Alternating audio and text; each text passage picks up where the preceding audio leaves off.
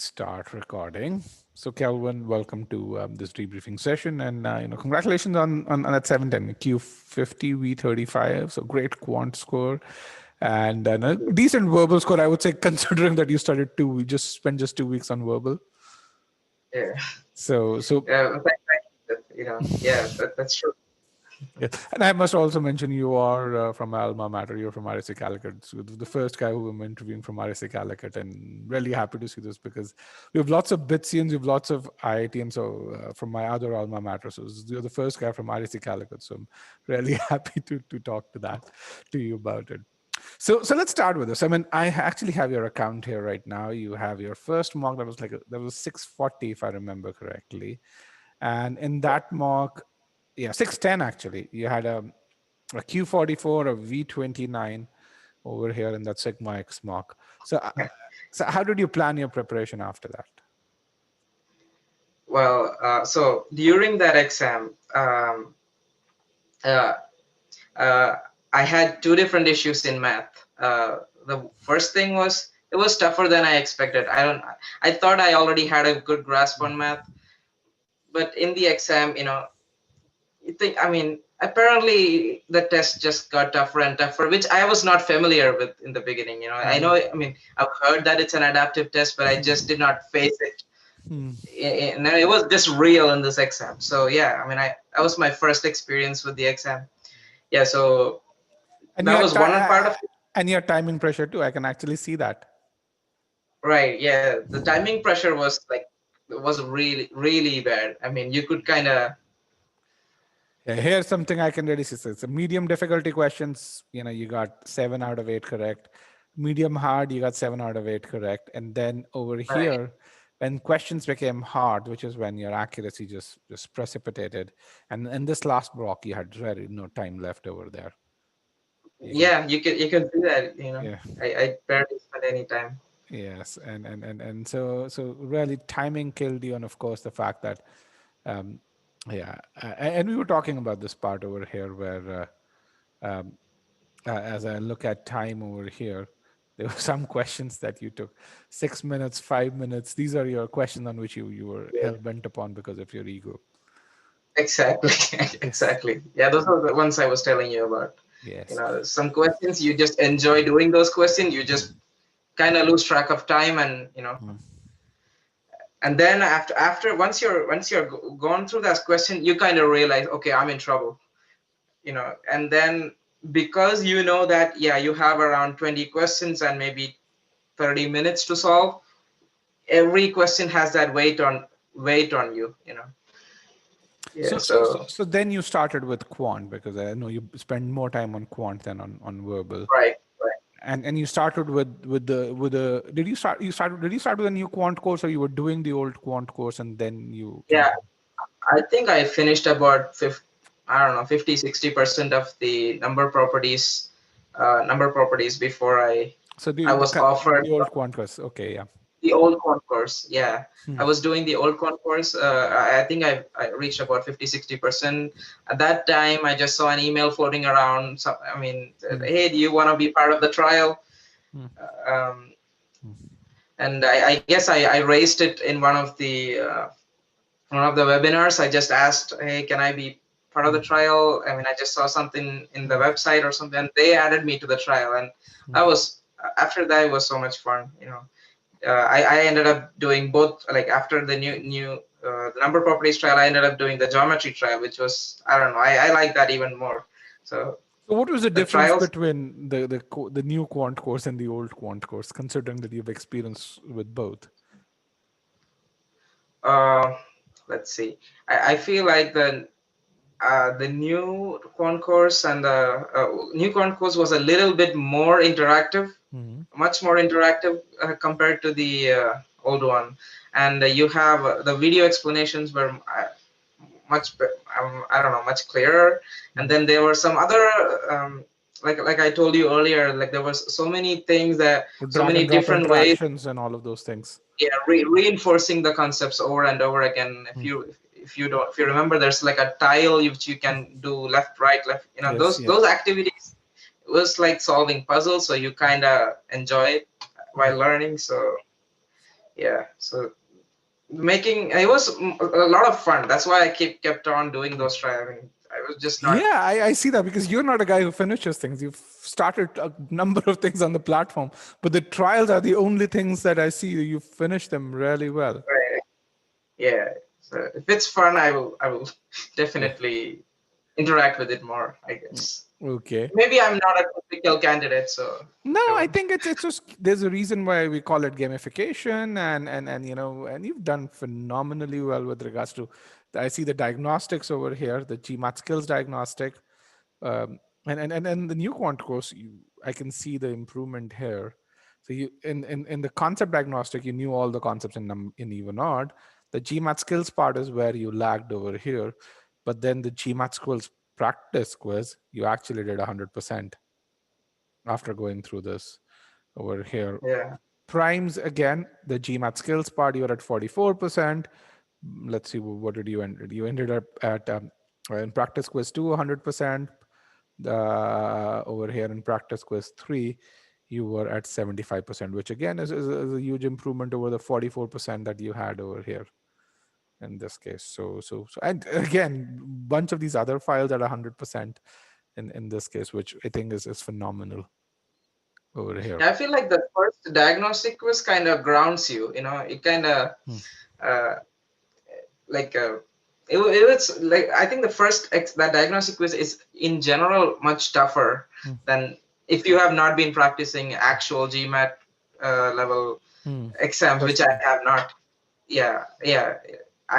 So I just found all of these those first questions, first quiz, GMAT quiz, very diagnostic quiz, very difficult. But the concept quizzes, yeah, I was able to do more because I guess it was.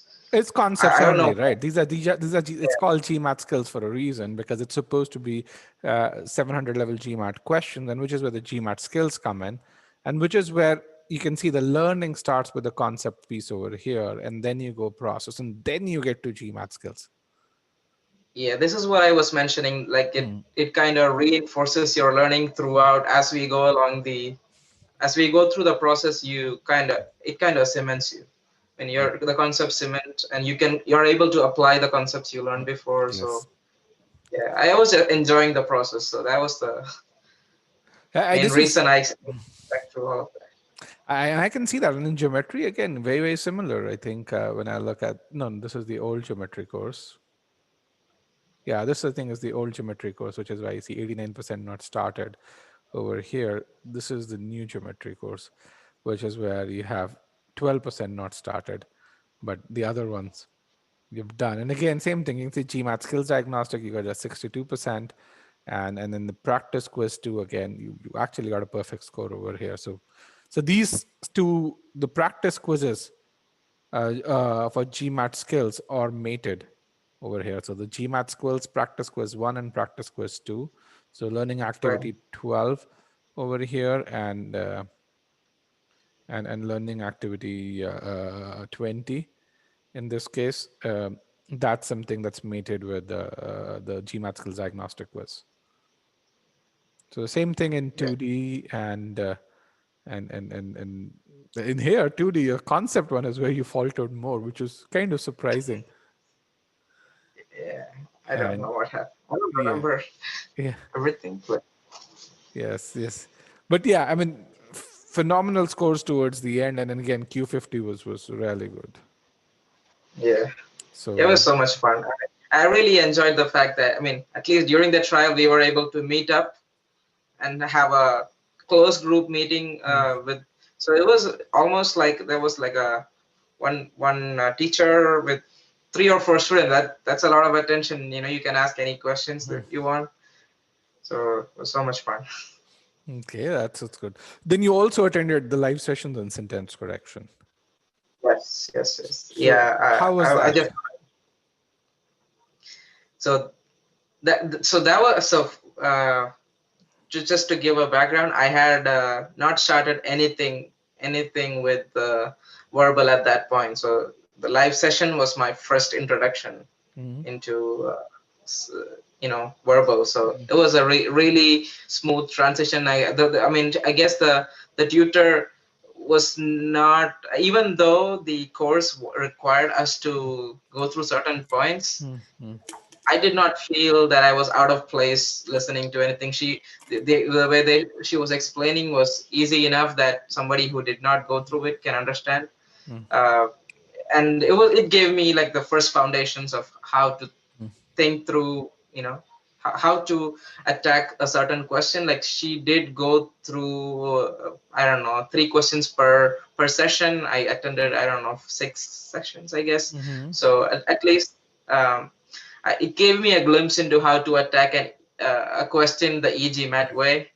I would say, even though I'm not so familiar with all the other portions, you can see I haven't completed Yes, everything. you've not But at done. least, yeah. So whenever we attack a question, she will say that, okay, we can attack this question in this and this way, but that is for future modules. But in this module, we'll attack it this way, and then we'll go through the topic at hand, which was module 1. So I kind of got a glimpse into how it should be done, but I never did it. But it was so much fun, and it kind of gave me like at least a minimal level of familiarity with how to attack a question. How, like, she actually practiced whatever we learned in master comprehension module. So I think she kind of, since some of us did not go through it, she kind of explained it in the session, so that really helped. And yeah, so that was really helpful. I think and those principles I was able to apply while I was doing the reading comprehension, the big paragraphs too. I mean, and I have in I watch a lot of videos about e-GMAT videos in YouTube, so I have heard about you talking about free thinking and all. Like I have watched I think 1 hour video on reading comprehension. So I have scattered knowledge, but I did not. Did not do it the right way. I feel so. Yes. Yeah, my Yes. verbal is all over the place. I'm Yes. sorry. You are what I call as a high potential student who has that B35. I think if you put your head down, spend that 1 month, I can easily see you getting a 95th percentile and potentially a 99th percentile. Yeah. So, so that. I think I can do that too. I mean, I have a couple of my friends who took the GMAT. Everyone who has done it like me, who was like not really focused on, he ended up in Ross. The other people who took it seriously, they are on all full-time students right now. Yes. So yeah, so they're all my peers, so I can kind of compare. They were in my class in an IB, so Okay. so roughly. Okay. And so yeah, so that's good to know. So you attended, did you attend Pyle's session or did you attend Stacy's sessions? The sentence correction I ones.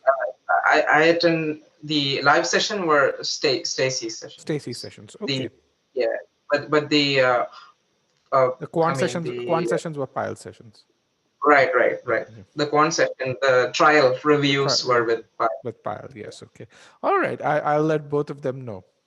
Okay. yeah. So you're now in the US. You're working in Detroit, and Yeah. so for you the thing which is there is, do you want to do a full-time MBA or a part-time MBA? And Ross is the only option for part-time MBA because it'll allow you to continue working over there. Correct. Yeah.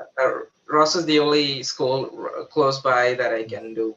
Actually, no, we want to talk Part-time. about one other thing. We want to talk about that ego piece now.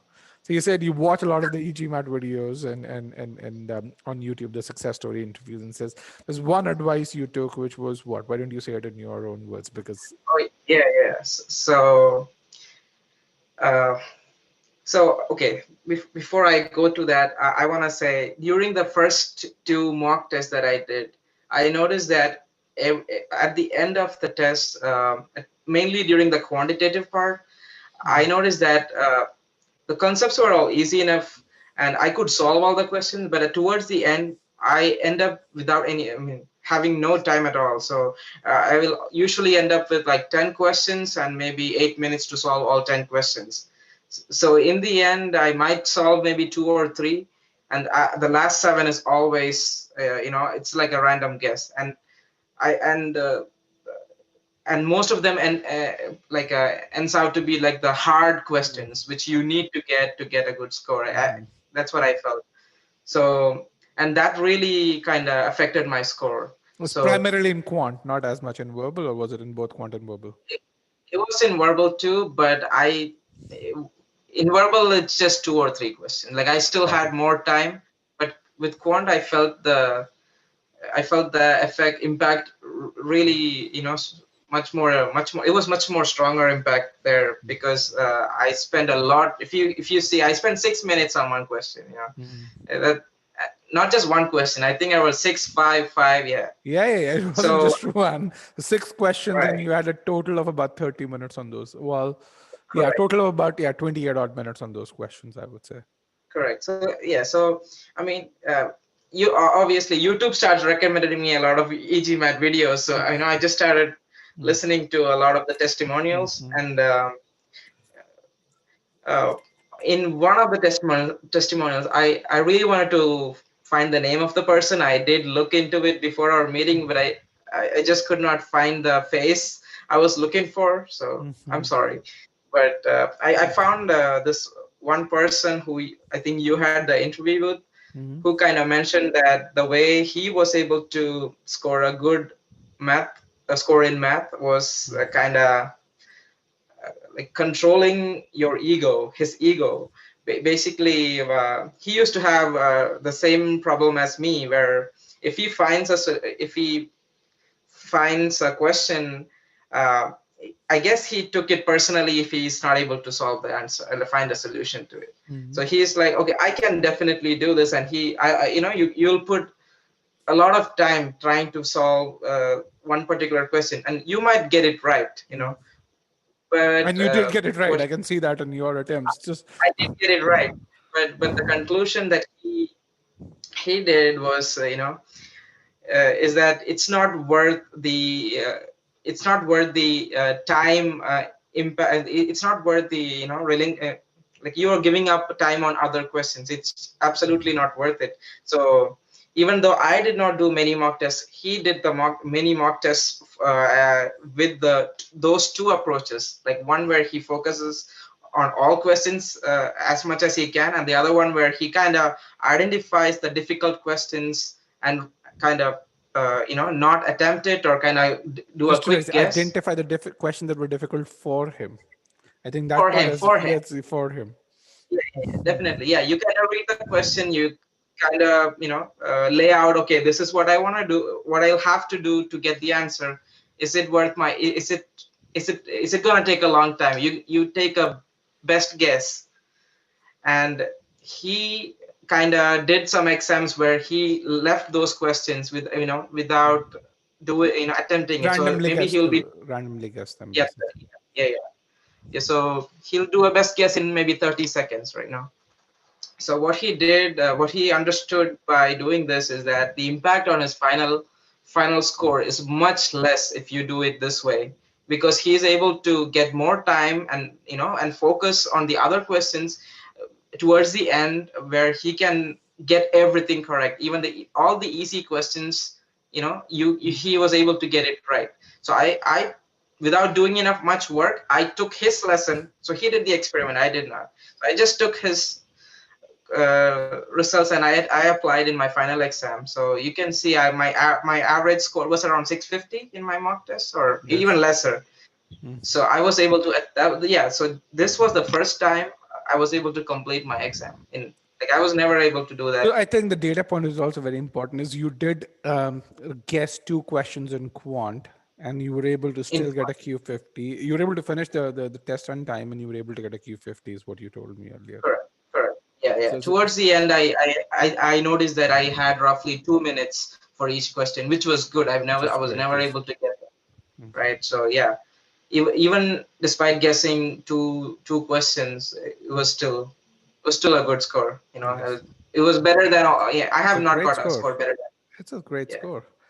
So now let's talk about that part-time versus full-time MBA over here, and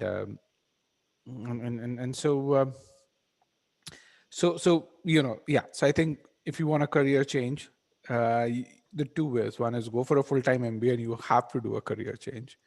There's a, or Right. you go for a part-time MBA and then do a lot of work the way your friend did, then go get into networking and then have, I would say, even in that case, I would, and again, I'd say that you have a 30 to 40, 50% chance of essentially changing your, Right. if you do the effort. And I think part of it is knowing yourself and really saying, are you going to do the effort? If you go for a part-time MBA, which means that you're doing a full-time job, you're also taking classes, and then you're doing networking.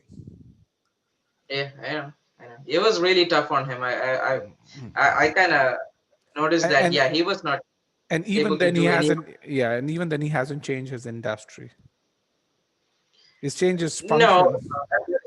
that is true. Yeah, yeah. But I mean, he's not in the like he's not gonna be automotive, but he's gonna be consulting in consulting other automotive firms. Yeah, I guess he Yes, was able to leverage his skill set. yes, Like yeah, yes. So I think the question really is, had he not gotten this job, what other jobs would he have? What other options did he have? he got two jobs actually, and Okay, he's the that's only one who got. Yeah, he's the only one in his class who was an mm, international candidate who got a job. So he mm, tried so hard compared to his mm, other classmates who were on H1B. mm.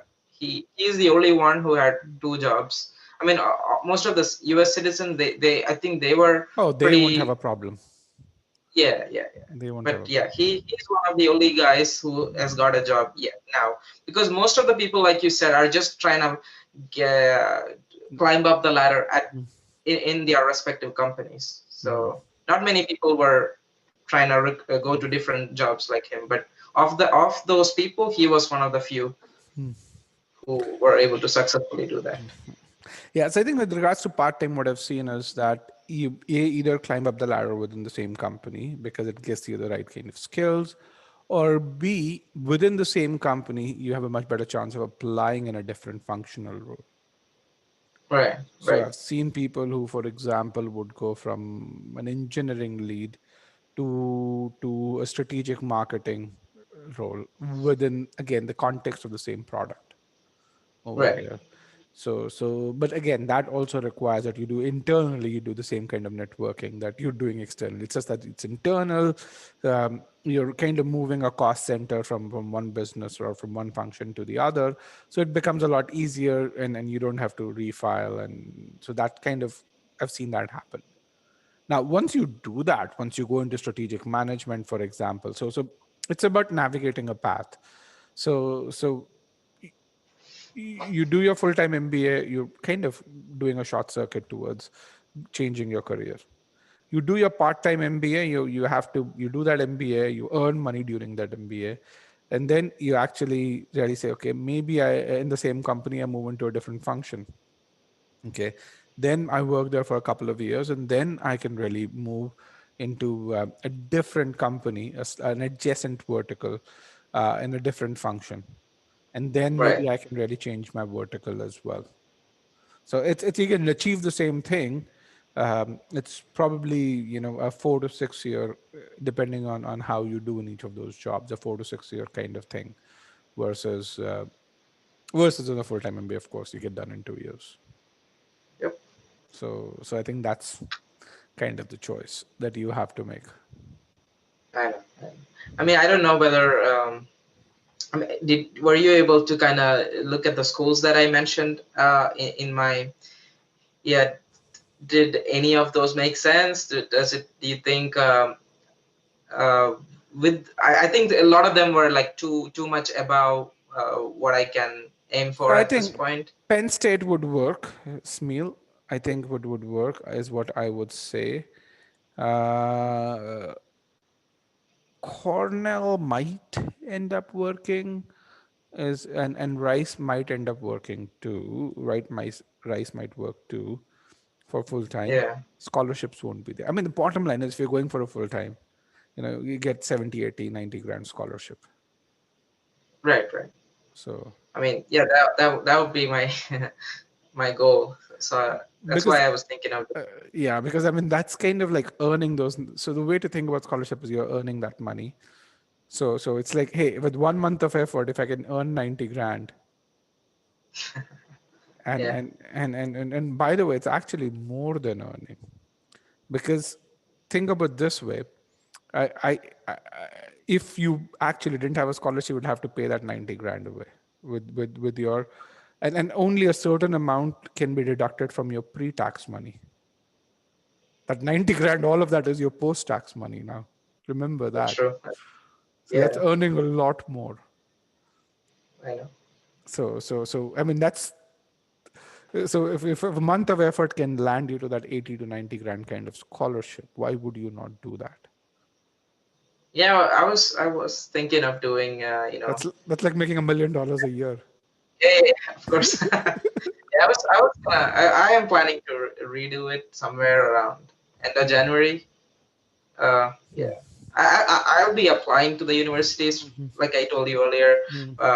I'll be applying to the universities for the second round in January. I think January, end of first week of January is the deadlines for the second rounds for most colleges. So yeah, I'll be Okay. applying there, and then I'll have sufficient free time. Obviously I'll be studying the next month, but I won't be able to fully dedicate. I'll be writing essays and all Don't of that. don't don't even bother studying then. I would say fully dedicate yourself. Right. So do essays, because that's also full-time effort. Yep. Yeah. Okay. So fully dedicate yourself, and yeah, from that point on, after that, I would say that get done with your applications probably by the end of the year. That way you kind of get the head start on studying again. Yep. That's So, good. Make that my plan. all right, Kelvin, any other question that you have? Well, I mean, I don't know whether, is there any way I can start my, like, I've been getting extension emails from e-GMAT. Is there any way I can extend from January instead of now, since I'm not going to study? I think right to the team, they would let you know. They will let you. Yeah, Yeah, I mean, I don't have. I don't manage Okay. extensions myself, and I can't. If I change the process, they will shout at me. Yeah, yeah. No, So no, I'm good. Thank you. yeah, so write to them. It's just I don't deal with that piece. That's yeah. So write to them. Yeah. No, I don't have anything else. Okay. All right. Well, thank you very much, Calvin. Have you provided a review of the e-GMAT course, by the way, on GMAT Lab? Not yet. Not yet. Not yet. Do you know how to provide a review? Uh, like the of the whole process? No, just No, I don't. I haven't done it. Yeah, could you send it to me? yeah, I can do that. I will send it to you. Okay. All right. All right. Well, thank you, Calvin. It was really good talking to you, and Thank you. good luck for your applications. Thank you very much. All right. Bye bye. Bye.